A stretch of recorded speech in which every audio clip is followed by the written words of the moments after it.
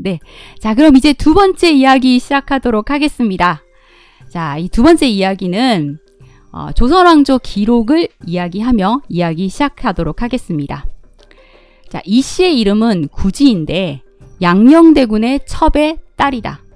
권씨의 지어머니가 되어 부도에 순종하지 아니하므로 권덕영이 그 뜻을 알고 동거하지 아니하였다.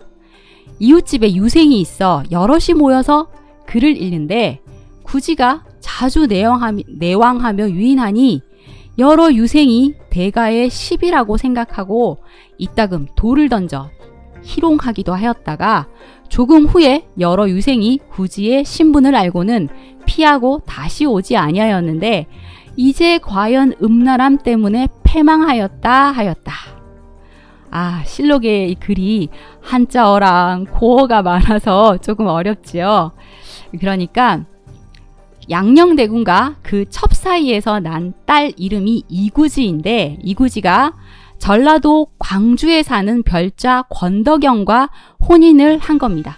그런데 이 두 사람 사이가 좋지 않았던 거예요.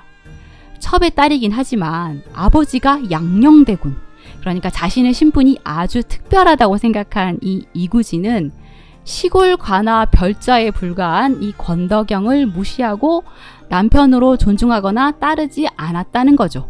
그러다 보니 부부 사이가 좋을 리 없었고 권덕영이 이 이구지를 몹시 미워했다고 합니다. 하지만 이구지는 이 왕실의 일원이잖아요. 그러니까 그녀에게 직접적으로 감정을 드러내기도 쉬운 일이 아니고 내치거나 이혼을 할 수도 없는 상황이죠. 그래서 권덕영이 선택한 방법은 철저한 외면이었습니다.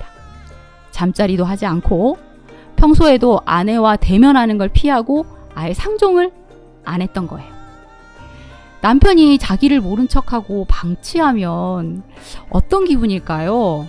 이 보통의 조선시대 여인들이라면 남편이 언제 나를 봐주지 하며 눈물 훔치며 기다리는 이런 삶을 살았겠죠? 그런데 이구지는 그런 보통의 여인들과는 좀 달랐나 봅니다. 남편이 돌아보지 않으니까 다른 남자들을 좀 기웃기웃했었던 것 같아요. 그녀의 이런 모습에 이웃집 유생들이 그녀의 신분을 모를 때는 돌을 이렇게 톡톡 던지기도 하면서 수작을 걸었던 겁니다. 그런데 그녀가 누군지 알자마자 아이고 잘못 엮였다가는 큰일 나겠다라고 생각을 해서 이구지를 피해 다녔다는 거죠. 그런데 이 이구지가 이제 과연 음란함 때문에 패망하였다 라고 하니 이건 분명 어떤 남자 문제로 인생에 큰 문제가 생긴 것이 아닌가 라고 해석할 수 있는데 어떻게 된 일일까요? 아내 이구지를 외면하며 지내던 이 권덕영, 어느 날 저녁에 저녁밥을 잘 먹고 잠을 자다가 갑자기 사망을 합니다. 그러니까 사인은 기록되어 있지 않아서 알 수가 없습니다. 근데 갑자기 남편이 이렇게 사망을 했으니 이구지는 과부가 된 것이죠. 자, 그러던 어느 날 이 실록에 그녀의 이름이 거론되기 시작합니다. 성종 6년인 1475년 12월 22일 이 왕실 종친인 밀성군, 의성군, 보성군, 옥산군들이 우르르 성종을 찾아와요. 그러면서 권덕영의 아내는 종실의 딸인데 집에 있는 종 천례와 사통을 하였다는 풍문만으로 사헌부에서 아뢰지도 않고 추국하였다고 하니 이것은 종실을 경멸하는 처사일 뿐입니다. 권덕영의 처조카인 항림정이 임금님께 글을 올려 죄가 없다라는 것을 밝혀달라고 청했는데 성상께서는 단지 국문을 하지 말고 천례를 다른 곳으로 옮기라는 명만 내리셨습니다. 그리 되면 그 일은 더욱 사실인 것으로 굳어질 것인데 세상 사람들이 어떻게 생각하겠습니까? 청컨대 추국은 말게 하시고 우선 그 실정부터 알아내게 하소서 하며 성상에게 화를 내는 듯이 말을 했던 것이죠.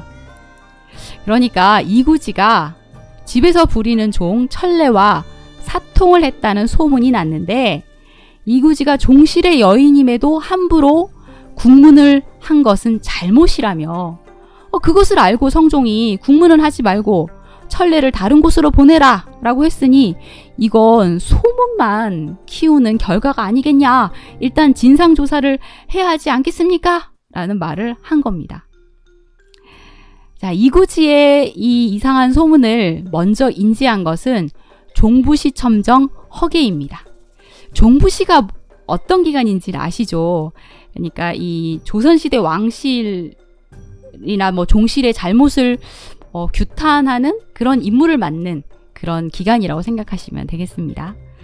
자, 이 종부시 첨정 허계의 아들이 광주에서 있다가 올라와서 아버지, 광주에 이상한 일이 생겼어요. 그 양반집에 종이 있는데 옷차림도 종 같지 않게 말쑥하게 입고 그리고 진짜 좋은 말을 타고 다니면서 어찌나 방자하게 굴던지 거리낌 없이 행동을 한다니까요. 그런데 이놈이 이렇게 방자하게 구는 이유가 양반집 마님이랑 간통을 하는 사이여서 그렇다는 소문이 거기 자자하다니까요. 라는 말을 하는 겁니다.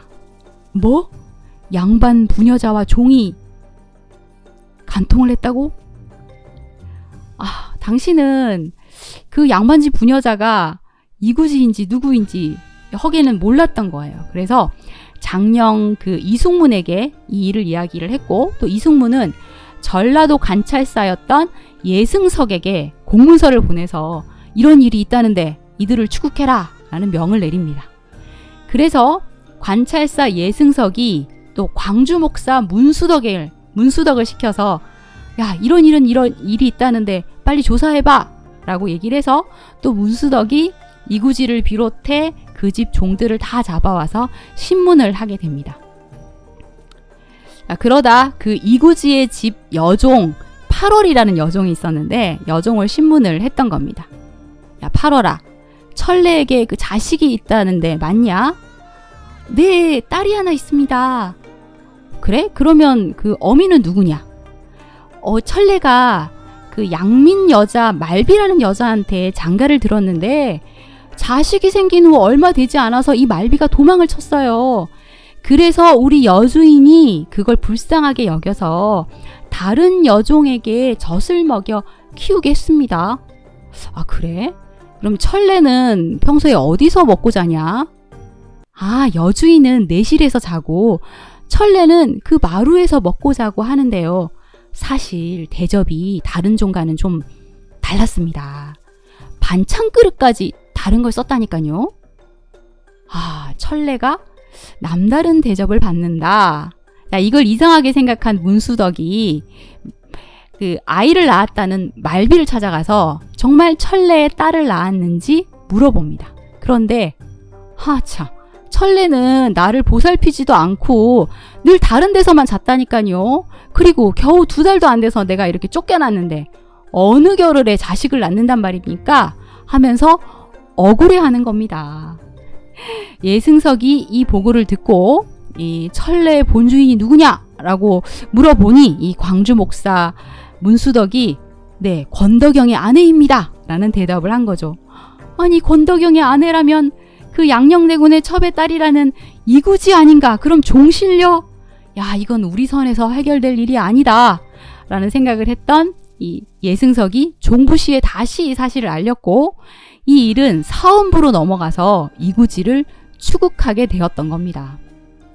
성종은 나중에 이 사실을 알고 아니, 소문만 가지고 이 종실의 여인을 추국하다니 이게 무슨 짓이냐? 어서 풀어주고 그 종 천례만 저 멀리 보내버려라 하며 사건을 덮으려고 했죠. 그런데 이 이구지에 대한 소문이 이 한양에도 아주 빠르게 퍼져나갔고 사관원에서 이 사건을 공론화해서 재조사해야 한다라는 쪽으로 의견을 모으게 됩니다. 그래서 대사관 정갈 등이 또 성종에게 막 뛰어가죠. 권덕영의 처는 종실의 여인으로 그 종과 간통하여 자식까지 낳은 것은 이미 세상 사람들의 입을 통해 다 알려졌습니다. 이는 강상에 관계된 일로서 끝까지 추국하여 사실을 밝혀내셔야 됩니다. 라며 딱 상소를 올리는 겁니다.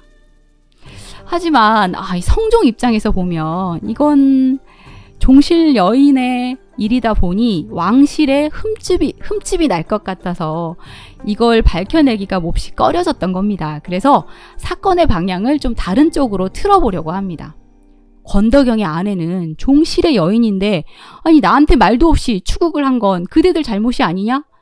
분명하게 드러난 것도 없는데 어떻게 풍문만으로 탄핵하고 추국을 했냐? 하며 막 따져 물은 거죠. 물론 이런 말투는 아니었을 거예요. 제가 조금 재미있게 하느라고 말투를 바꿔봤습니다. 자, 그러자 정갈이 권덕영의 처가 종실 부인인 것을 처음부터 알지 못했습니다. 만약 알았다면 어찌 감히 아내지 아니하였겠습니까? 하며 종실임을 몰랐다는 말을 했고, 세상 사람들은 종실의 여인이라 죄를 면한 것이지 절대 헛소문이 아니라는 것을 잘 알고 있습니다. 그러니 노련한 신하를 보내셔서 확인하게 하소서 하며 또 재차 성종을 압박하는 겁니다.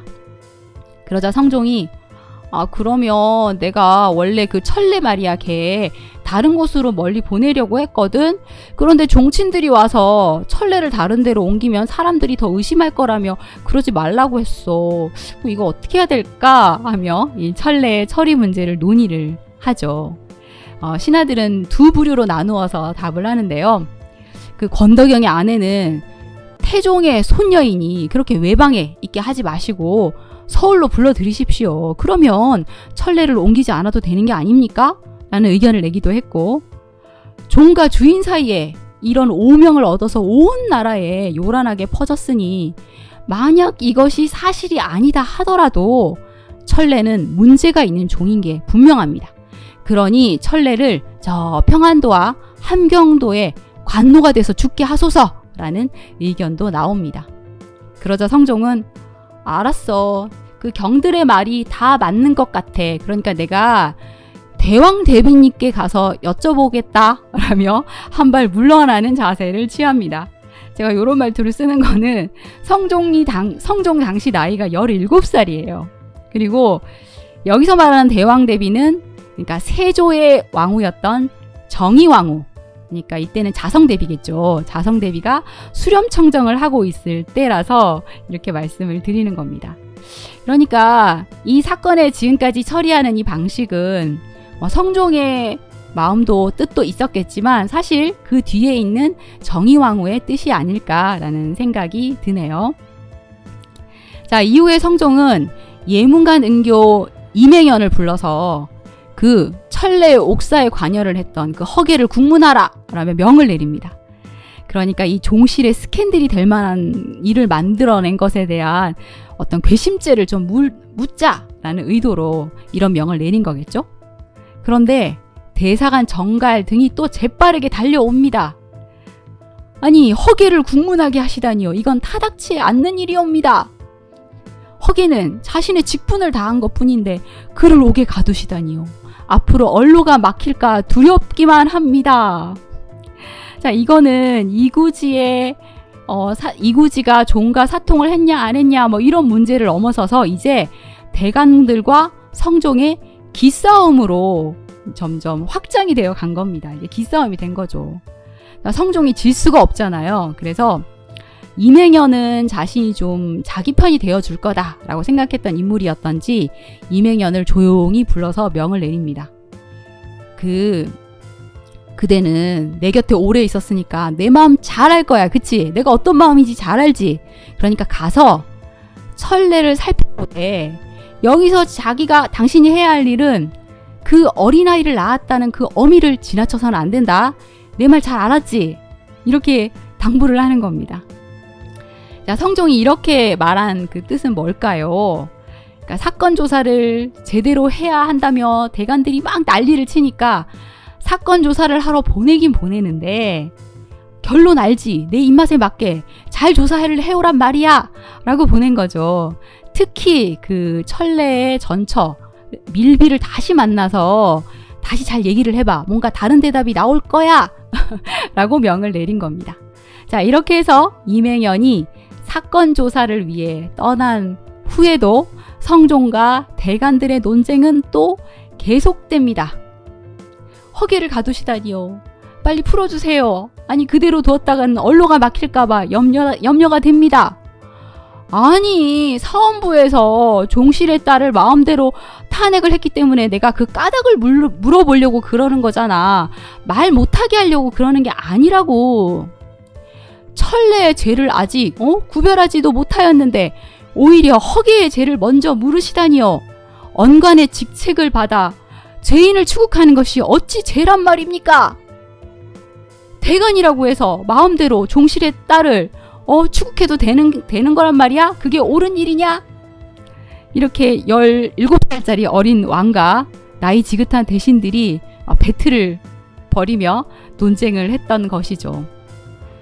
자, 그렇게 해가 바뀌고 성종 7년 1월 18일 임금의 명을 받고 조사를 하러 갔던 이맹연이 다시 돌아와서 자, 사건 브리핑 하겠습니다 하며 이 사건 경위를 발표하는데요. 천례와 그 여주인이 사통을 했다는 것은 모두 거짓말입니다. 그러니까 그 소문은 가짜인 거고 이구지는 억울하게 추국을 당했다는 것이죠. 이맹연은 천례의 도망갔다는 전처 밀비가 실토를 했다는 거예요. 천례의 그 처 밀비 말이 그 아이는 내가 낳은 아이가 맞습니다 라는 말을 했다는 거예요. 그러면 처음에는 왜 아니라고 했냐? 사실 처음에는 광주 관노에게 시집을 갔는데 남편의 사촌과 통간을 해서 쫓겨났다가 다시 천례에게 시집을 갔다는 겁니다. 그런데 천례가 그 일로 자꾸 타박을 하니까 아이만 낳고 도망을 갔던 거죠. 아니 그러면 처음에는 왜 아니라고 했냐 했더니 남편을 배반한 것에 대한 벌을 받을까봐 두려워서 그런 말을 했다는 겁니다. 이맹연이 사건 브리핑을 쫙 올리자 대신들은 믿을 수 없다는 표정을 짓습니다. 이건 진술이 뭔가 잘못된 것 같아. 다시 추국을 해봐야 된다 라며 웅성웅성 막 난리가 난 거죠.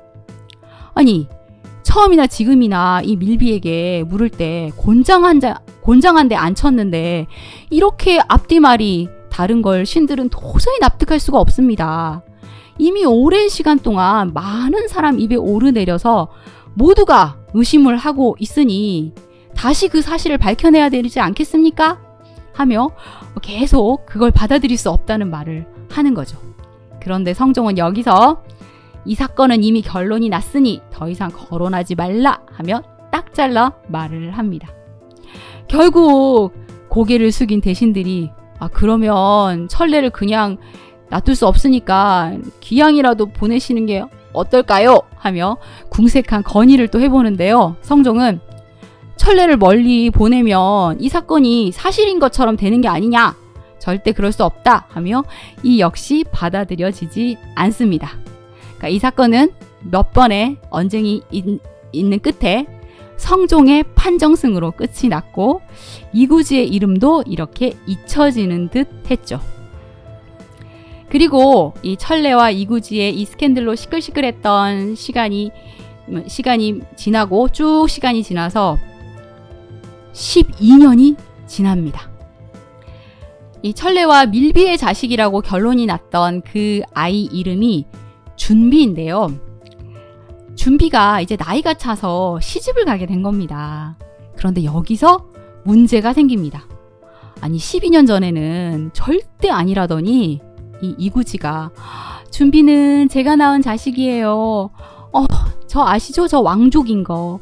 왕족이 후손을 어떻게 천민에게 시집을 보낼 수 있겠어요? 하면서 누구에게도 뒤처지지 않는 혼수를 마련해서 양인의 집으로 시집을 보낸 겁니다. 그러니까 또 소문이 나게 된 것이죠. 이구지가 종 천례와 사통을 해서 낳은 딸 준비를 양인에게 시집 보냈다라는 소문이 널리 또 퍼져 나갑니다. 그런데 이 소문이 예전 이 이구지 스캔들을 기억하고 있던 관리들의 귀에까지 들어가게 되죠. 성종 19년인 1488년 7월 12일 전라도 관찰사 자리에 있다가 인사이동이 돼서 좌윤이 된 김종직이 이 사실을 성종에게 말합니다. 광주에 사는 권덕영의 처는 종실의 딸임에도 이 종가 간통을 해서 딸을 낳았고 그 딸이 혼인을 했으니 지난날 하지 못했던 추국을 다시 하게 하소서. 이때는 그 대왕 대비인 정의왕후가 세상을 떠난 후여서 성종이 판단을 해야 되는데요. 성종은 예전과는 다르게 이 경차관을, 실록에 있는 말 그대로 하면 경차관으로 승문원 판교 김재신을 파견해서 국문할 것을 허락했다라고 되어 있는데요. 이 경차관이라는 것은 중앙에 있는 관리인데 이 지방에 어떤 급하게 처리해야 할 일이 있을 때 이렇게 파견해서 보내는 그런 것을 경차관이라고 합니다. 그러니까 경차관으로 승문원 판교 김재신을 보내서 국문을 해봐라 라고 이야기를 한 것이죠.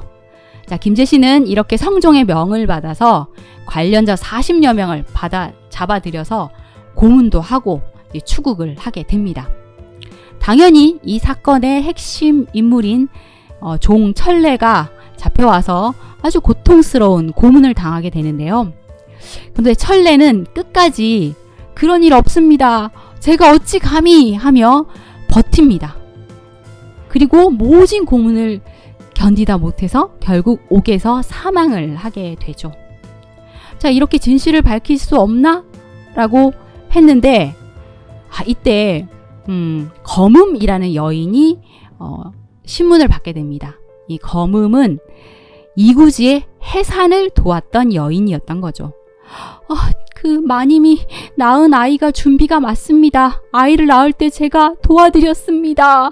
하며 사실을 털어놓게 됩니다. 자, 이렇게 이구지와 철래의 사통은 사실인 것으로 드러나게 되었죠. 다시 해가 바뀌어서 성종 20년 2월 1일 성종은 6조 한성부 당상관 대관들을 모두 다 불러 모아서 그 이구지 사건에 대해서 논의를 하는데요. 이구지가 이 종가 사통을 하는 강상죄를 저질렀으니 사살을 하는 게 맞겠지 하며 결론을 내리려고 합니다. 이 사건을 다시 인지한 게 1488년 7월이니까 6개월 이상 시간이 지났는데 아직까지 결론을 내리지 못한 이유가 이구지가 자백을 하지 않았기 때문입니다.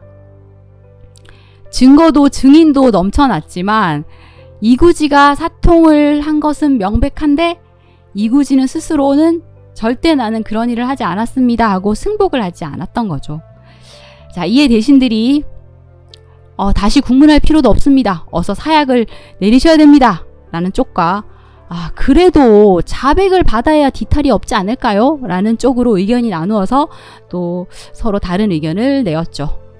자, 성종이 그러면 의금부에 말해서 한 번 더 추국을 해봐라 라고 명을 내렸고 다시 한번 추국을 해보았는데 이구지는 끝내 자복하지 않습니다. 자, 이에 성종은 대신들과 다시 논의를 한 끝에 3월 3일 의금부에 명을 내립니다. 권덕영의 아내 이 씨는 자신의 종 철래와 간통하여 딸을 낳아 기른 것이 명백한데 이 씨가 자백을 하지 않았을 뿐이다.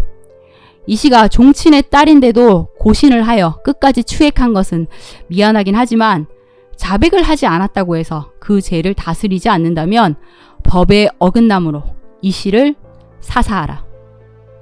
제가 이 이야기를 시작할 때 읽어드린 실록의 기록 기억나시나요? 그것은 이구지를 사사할 것을 명한 이 성종의 명을 기록하면서 사신이 논평을 남긴 겁니다. 그러니까 이 음란함 때문에 패망하였다라는 것은 음란함 때문에 결국 목숨을 잃었다라는 내용인 것이죠. 철래와 이씨 사이에서 태어난 준비는 누구에게 시집을 갔는지에 대한 기록이 없습니다. 준비에게 죄가 있는 것도 아니고 출가 외인이기도 하니까 처벌에서 제외된 것이 아닌가 싶네요. 여러분은 이 이야기를 듣고 어떤 생각이 드셨나요? 저는 이 이구지 이야기를 영상으로 만들려고 실록의 기록도 찾아보고 또 이 이야기를 실은 다른 역사책, 재미있는 이야기 역사책들이 나와 있어서 제가 여러 편을 좀 보았는데요. 사실 이구지가 천례를 만난 것이 남편 사망 전인지 후인지는 실록에 나와 있지 않습니다. 그런데 이 이구지 이야기가 이 조선시대의 성 스캔들이다 보니까 좀 더 자극적으로 이야기를 만들기 위해서인지 남편이 있을 때도 천례를 불러서 아이고 허리가 아프구나 어서 마사지를 좀 해달라 이렇게 요구를 했고, 그때 천례의 튼튼한 몸을 보고 이구지가 빠지게 되었고, 남편이 죽은 후에 아무런 눈치도 보지 않고 천례를 만났다 이런 이야기를 각색해서 실어 두셨더라고요. 그러니까 이구지는 남편을 무시했고 또 음란한 여인이기도 해서 죽어 마땅했다라는 뉘앙스가 느껴져서 사실은 좀 불편한 감정이 들었습니다. 다른 생각을 하시는 분도 계시겠지만 사실 이 현대 시점에서 본다면 남편이 죽은 후에 다른 남자랑 사귀어서 아기를 낳는 게 문제가 되질 않잖아요. 그런데 당시의 시대상 때문에 문제가 되었던 것이죠. 남편이 죽은 후이니까 사통을 한 것은 맞지만 간통을 한 것은 아닌데 간통죄를 넘어서서 강상죄까지 적용이 돼서 사사된 것이니까 시대를 잘못 만난 여인이다 라는 생각이 듭니다. 애초에 서로 맞지 않는 짝인 권덕영과 이혼을 할 수 있는 시스템이었다면 이런 비극은 일어나지 않았겠죠. 남녀가 정을 나누었다라는 이유로 조선의 여인 이구지가 사사되었고, 또 조선에서 사람 취급도 받지 못했던 천민, 그러니까 종천례가 고문을 받은 끝에 또 사망을 한 것이 그 당시는 당연한 듯이 받아들여졌던 그런 사회였잖아요. 저는 그런 사회에 태어나지 않은 것에 단지 감사할 뿐입니다. 네, 이렇게 오늘은 양녕대군의 아들과 딸 이야기 해보았습니다. 감사합니다. 다음에 봬요. 안녕히 가세요.